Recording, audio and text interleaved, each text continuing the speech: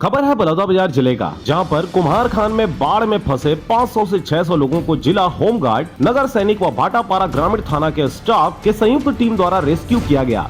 बलौदाबाजार जिले में लगातार बारिश व कई बांधों के पानी को छोड़े जाने के कारण नदी नाले काफी उफान पर है। शिवनाथ नदी का रौद्र रूप भाटापारा ब्लॉक के कुम्हारखान में देखने को मिला। बीते दिनों प्रशासन के अधिकारियों के द्वारा ग्रामीणों को सूचना दी गई थी कि शिवनाथ नदी का जलस्तर बढ़ने वाला है, जिससे वे लोग अपने अपने गाँवों को तुरंत खाली कर दें। और आज सुबह देखने को मिला कि गांव के बाहर जाने के सभी रास्तों में 10 से 15 फुट पानी भर जाने के कारण ग्रामीणों को काफी परेशानियों का सामना करना पड़ रहा था। गांव का 80% हिस्सा पानी में डूब गया है एवं सभी के घरों में 8 से 10 फीट पानी घुस गया है। इसे देखते हुए प्रशासन के द्वारा ग्रामीणों को सूचना देते हुए सभी को सुरक्षित बोट के माध्यम से करीब 500 से 600 लोगों को बाहर निकाला गया। इसके साथ ही सभी को विश्राम के लिए ग्राम कोट में भेज दिया गया है। रेस्क्यू करने के दौरान ग्रामीण थाना भाटापारा थाना प्रभारी तारेश शाहू, एसडीएम भाटापारा, सीईओ भाटापारा, तहसीलदार भाटापारा, नगर सैनिक बलौदाबाजार एवं डीएसपी बलौदाबाजार, गांव के सरपंच व कोटवार शामिल थे।